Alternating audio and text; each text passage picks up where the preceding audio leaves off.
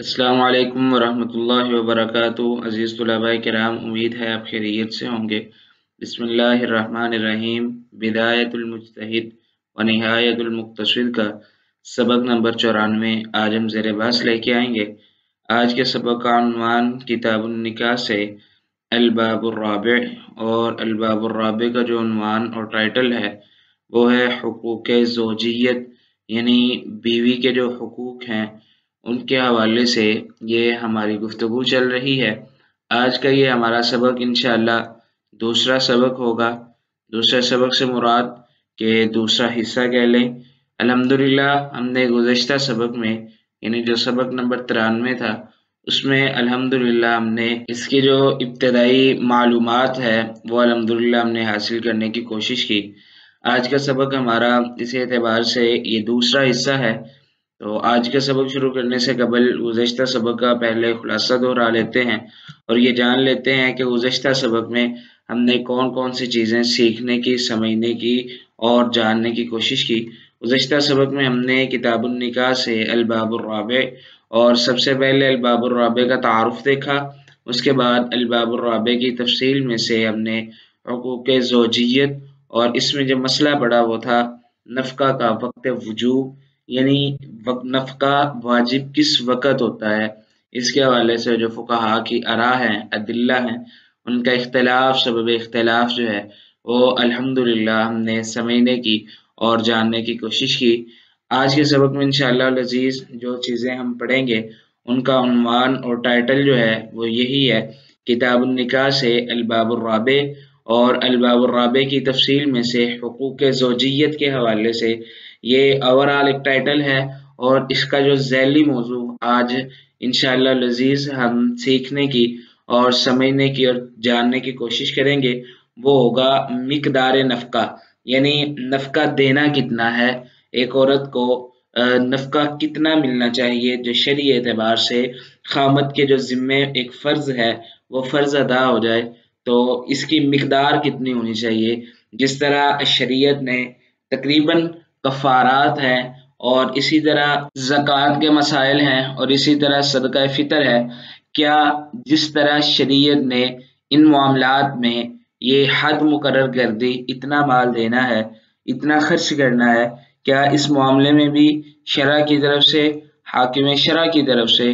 कोई मुकर्रर किया गया निसाब है या नहीं है? अगर है तो कितना है? अगर नहीं है तो फिर भी इसका क्या हुक्म है, ये इंशाअल्लाह हम देखेंगे। दूसरे नंबर पे जो आज मसला हम पढ़ने की कोशिश करेंगे इंशाअल्लाह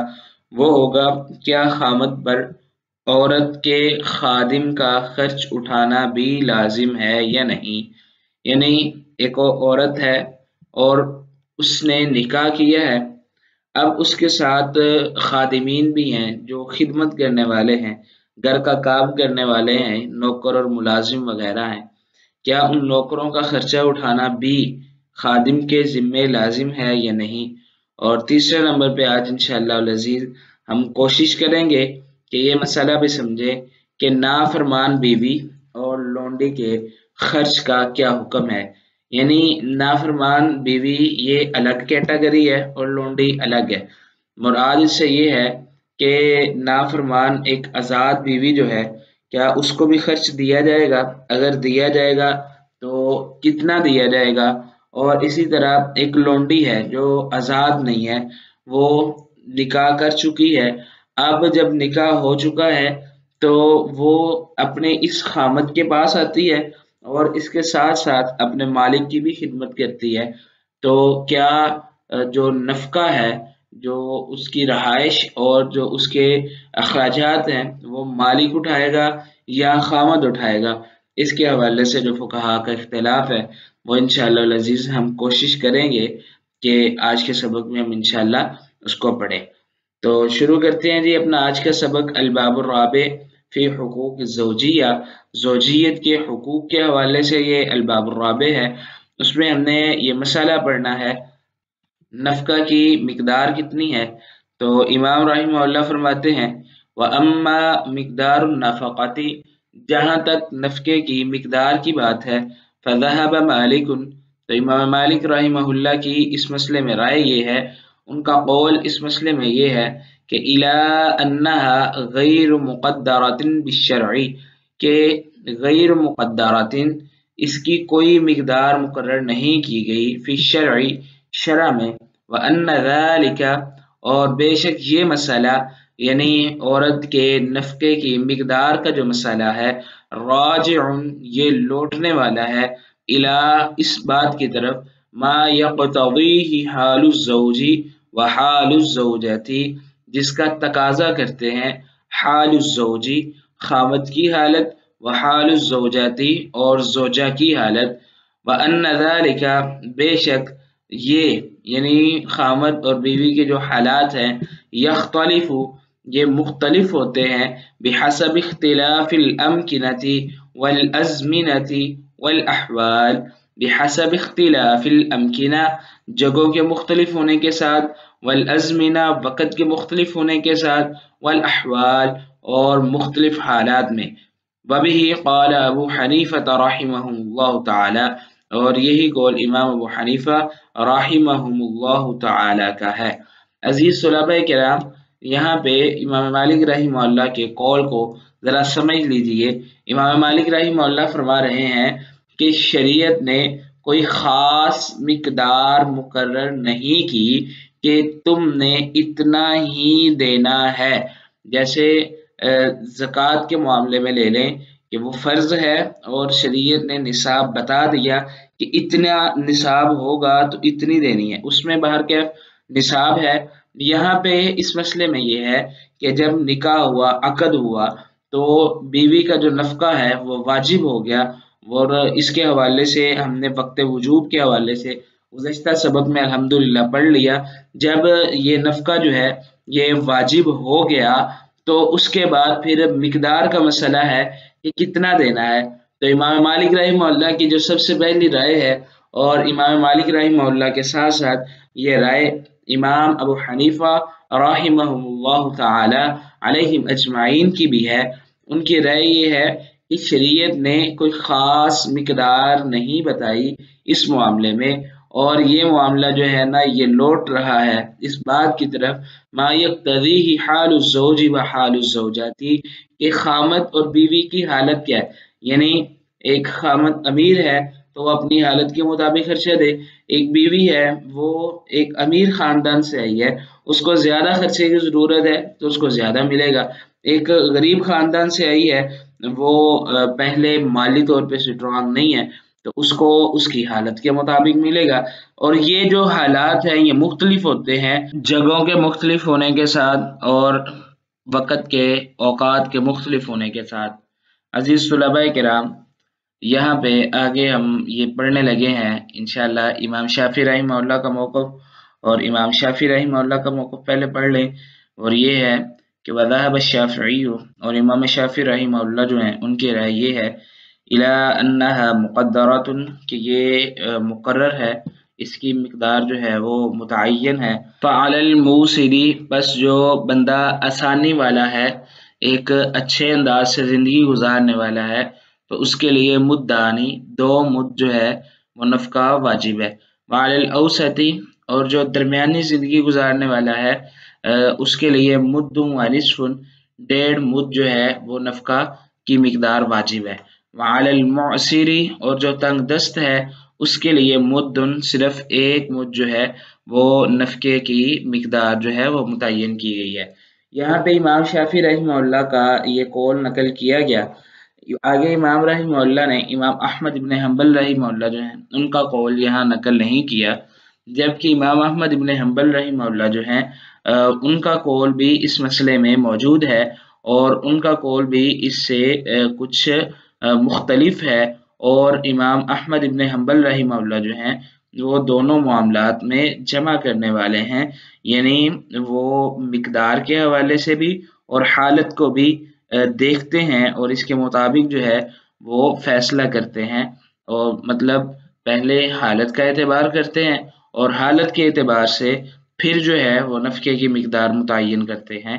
اس اعتبار سے یہ دونوں معاملوں کو جمع کرنے والا ہے۔ عزیز طلباء کرام، اب ہم ان فقہا کی جو آراء ہیں ان کے حوالے سے ایک ایک دلیل بھی دیکھ لیتے ہیں۔ امام ابو حنیفہ رحمہ اللہ اور امام مالک رحمہ اللہ کی جو دلیل ہے وہ یہ ہے، اعوذ باللہ من الشیطان الرجیم وعلی المولود لہ رزقہن وکسوتہن بالمعروف۔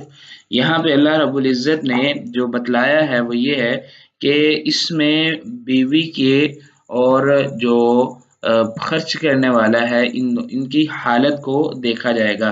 اسی طرح دوسری دلیل ہے جو اللہ کے نبی صلی اللہ علیہ وسلم نے سیدہ ہندہ رضی اللہ تعالیٰ عنہ سے فرمائی تھی، جو ابو سفیان کی بیوی ہیں، ان سے کہا تھا خذی ما یکفیک وولدک بالمعروف۔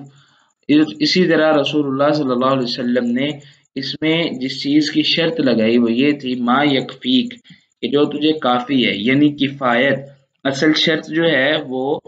کفایت ہے۔ اور بعض فقہا نے کہا کہ صرف یہاں پہ زوجہ کی حالت دیکھی جائے گی، بعض فقہا نے زوج کی حالت یعنی خامد کی حالت کی طرف اشارہ کیا، اور امام شافعی رحمہ اللہ جو ہیں وہ ان کی دلیل یہاں پہ یہ ہے کہ اس میں صرف خامد کی حالت دیکھی جائے گی، اور خامد کی حالت دیکھتے ہوئے یہ نفقہ دیا جائے گا جو امام شافعی رحمہ اللہ نے اقل مقدار میں، یعنی کم سے کم ایک مالدار آدمی کے لیے کم سے کم یہ ہے، متوسط کے لیے یہ ہے، اور اسی طرح جو غریب ہے اس کے لیے کم سے کم یہ ہے، امام شافعی رحمہ اللہ نے یہ بیان کیا۔ اور امام شافعی رحمہ اللہ کی کیا دلیل ہے؟ وہ قرآن مجید کی آیت ہے، اعوذ باللہ من الشیطان الرجیم لینفق ذو سعۃ من سعتہ ومن قدر علیہ رزقہ فلینفق مما آتاہ اللہ۔ یہ قرآن مجید کی سورۃ الطلاق کی آیت ہے۔ تو اس میں اللہ رب العزت نے وسعت کا ذکر کیا، اور یہ وسعت سے مراد امام شافعی رحمہ اللہ جو ہیں وہ وسعت زوج یعنی خامد کی جو وسعت ہے وہ مراد لے رہے ہیں۔ آگے امام رحمہ اللہ فرماتے ہیں کہ وَسَبَبُ اخْتِلَافِهِمْ، جو سبب اختلاف ہے اس مسئلے میں، جو اختلاف کا سبب ہے وہ یہ ہے کہ تردد حمل النفقۃ فی هذا الباب، کہ تردد ہے اس مسئلے میں کیا آیا محمول کیا جائے نفقے کو اس مسئلے میں علی الاطعام فی الکفارات، کفارات میں کھانے پہ، او علی الکسوہ یا پھر کپڑوں پہ، وذالک اور اس بارے میں کہ انہم متفقوا، بے شک فقہا اس بات میں بھی متفق ہے کہ ان الکسوہ، بے شک جو کپڑوں کا مسئلہ ہے وہ غیر محدودۃ، وہ محدود نہیں ہے۔ یعنی اس سے مراد یہ ہے کہ کفارات میں اللہ رب العزت نے جو کھانا کھلانے کا ذکر کیا اس میں جو کھانے کا ذکر ہے وہ محدود ہے، اور کپڑوں کے حوالے سے غیر محدود ہے۔ وَأَنَّ الْإِطْعَامَ مَحْدُودٌ، اور کھانے کا جو ذکر ہے وہ محدود ہے۔ اگلا مسئلہ جو اب ہم پڑھیں گے انشاءاللہ وہ ہے کہ وَاخْتَلَفُوا مِنْ هَذَا الْبَابِ، اور اس باب میں فقہا کا اختلاف ہے،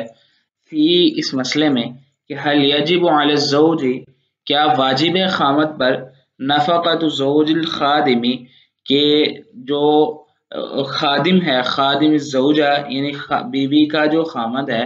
کیا اس کا خرچہ اٹھانا بھی خامد پر واجب ہے؟ وَإِن وَجَبَتْ، اگر واجب ہے تو فَكَمْ يَجِبُ، تو یہ نفقہ جو خرچہ ہے یعنی خامد کا جو خرچہ ہے یہ کتنا واجب ہے؟ اس کے حوالے سے ہم دیکھتے ہیں اس مسئلے میں۔ عزیز طلباء کرام، اس مسئلے کی بنیاد سمجھ لیجئے کہ اگر عورت بیمار ہے یا وہ مجبور ہے یا عاجز آ چکی ہے یا اس کو کوئی اور مسئلہ ہے اور وہ کام نہیں کر سکتی، اور اس نے اپنی خدمت کے لیے، گھر کی دیکھ بھال کے لیے کوئی خادم رکھا ہوا ہے، تو اس خادم کا خرچہ اٹھانا مرد پہ لازم ہے یا نہیں لازم، اصل سوال یہ ہے۔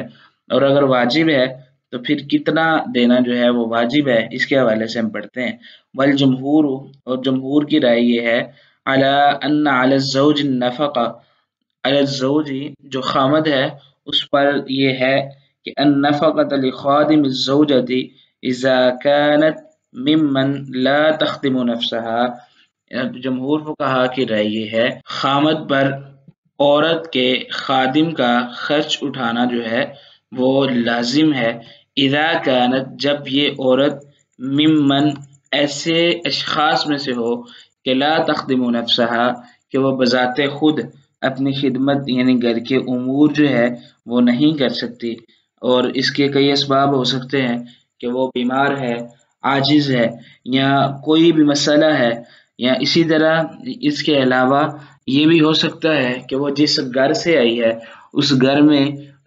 ملازم اور خادمین موجود ہوں اور یہ کام کرتی ہی نہ ہو، ایسے کئی اسباب موجود ہیں۔ وکیلا کہا گیا ہے بلکہ علی الزوجۃ خدمت البیت کہ بیوی کے ذمے ہی گھر کی خدمت ہے، یعنی جو بھی ہے عورت کے ذمے گھر کو سنبھالنا ہے، گھر کی حفاظت جو ہے یہ عورت کے ذمے ہے۔ تو اس اعتبار سے فقہا کا اختلاف ہے۔ امام رحمہ اللہ فرماتے ہیں واختلف الذین اختلاف کیا ان لوگوں نے اوجب النفقہ جو واجب قرار دیتے ہیں نفقہ کو علی خادم الزوجتی بیوی کے خادم پر علی کم تجب نفقتہ اس بات پہ کہ کتنا نفقہ اس کا واجب ہے۔ اس سے مراد یہ ہے کہ اگر تو نفقہ واجب ہے یعنی جو فقہا خامد کے لیے اس نفقے کو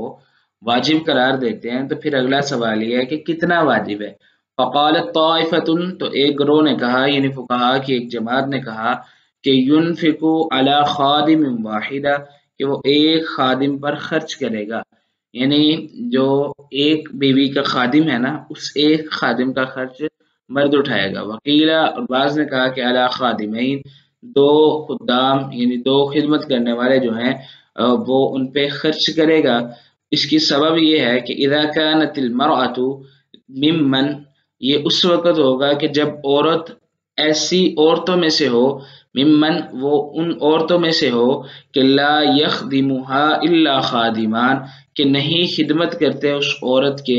الا خادمان مگر دو خادم ہی، یعنی اگر دو خادم اس کی خدمت کرتے ہیں تو پھر اس کے لیے دو خادم ہائر کرنا اور ان کا خرچ اٹھانا یہ دونوں کام مرد کے ذمے ہوں گے۔ وَبِهِ قَالَ مَالِكٌ وَأَبُو ثَوْرٍ اور یہ قول امام مالک رحمہ اللہ اور امام ابو ثور رحمہ اللہ تعالی علیہ مجمعین کا ہے۔ آگے امام رحمہ اللہ فرماتے ہیں وَلَسْتُ عَارِفُ دَلِيلًا شَرْعِيًّا لِإِيجَابِ النَّفَقَةِ عَلَى الْخَادِمِ وَلَسْتُ عَارِفُ اور نہیں میں پہچانتا دلیلاً شرعیاً کوئی بھی ایسی شرعی دلیل کوئی شرعی حکم کتاب اللہ یا سنت رسول کا یا اجماع امت کا کوئی ایسا شرعی حکم کہ لِإِيجَابِ النَّفَقَةِ کہ نفقہ واجب ہو علی الخادمی خادم پر الا مگر اس بات کے کہ تشبیہ الاخدام بالاسکان کہ تشبیہ دی ہے خدام کو خدمت کرنے والوں کو بالاسکان اور رہائش کے ساتھ۔ اس سے مراد یہ ہے کہ امام رحمہ اللہ فرماتے ہیں کہ خادم کا خرچ اٹھانے کے حوالے سے شرعی طور پہ کوئی نص اور دلیل موجود نہیں ہے سوائے اس کے کہ رہائش جو ہے وہ مرد کے ذمے ہے اور جو خادم ہے اس کو تشبیہ دی ہے رہائش کے ساتھ، یعنی جب عورت کو سکنا یعنی رہائش فراہم کی جائے گی تو اس رہائش میں یہ خادم بھی شامل ہوگا۔ اسی حکم کے تحت ہم اس خادم کے جواز کا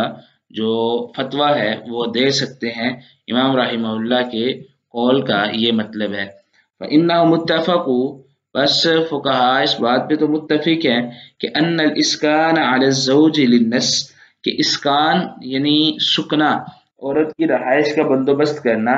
علی الزوجی خامد کے ذمے للنس الواردی وہ ایک وارد نس کے ساتھ ہے، یعنی اس مسئلے میں عورت کی رہائش کے مسئلے میں جو مسئلہ ہے اس میں وجوب ہے، نس وارد ہوئی ہے فی وجوب ہی اس کے واجب ہونے کے للمطلقات الرجعیتی اس کے لیے بھی جس کو ابھی رجی طلاق ہوئی ہے، یعنی ایک عورت ہے ایک خامد نے اس کو طلاق دے دی، ایک طلاق دی اور ابھی طلاق رجعی ہے تو ایسی شکل میں اس کے لیے سکنا اس کی رہائش کا جو انتظام ہے وہ خامد کے ذمے ہے، اور اس حوالے سے اللہ رب العزت کا یہ فرمان بھی ہے اعوذ باللہ من الشیطان الرجیم اسکنوہن من حیث سکنتم من وجدکم ولا تضاروہن لتضیقوا علیہن اس آیت میں اللہ رب العزت نے اسکنوہن صیغہ امر استعمال کرتے ہوئے یہ حکم دیا کہ ان کی رہائش کا بندوبست جو ہے وہ بھی ضروری ہے، اور اسی سے یہ مسئلہ اخذ کیا گیا کہ جب رہائش ہوگی تو خادم کی ضرورت ہے تو وہ بھی ادا کرنا اور اس کا خرچ اٹھانا یہ مرد کے ذمے ہی ہوگا۔ آگے مسئلہ ہے جی کہ لمن تجب النفقہ، کس کے لیے واجب ہے نفقہ؟ فإنهم متفقوا،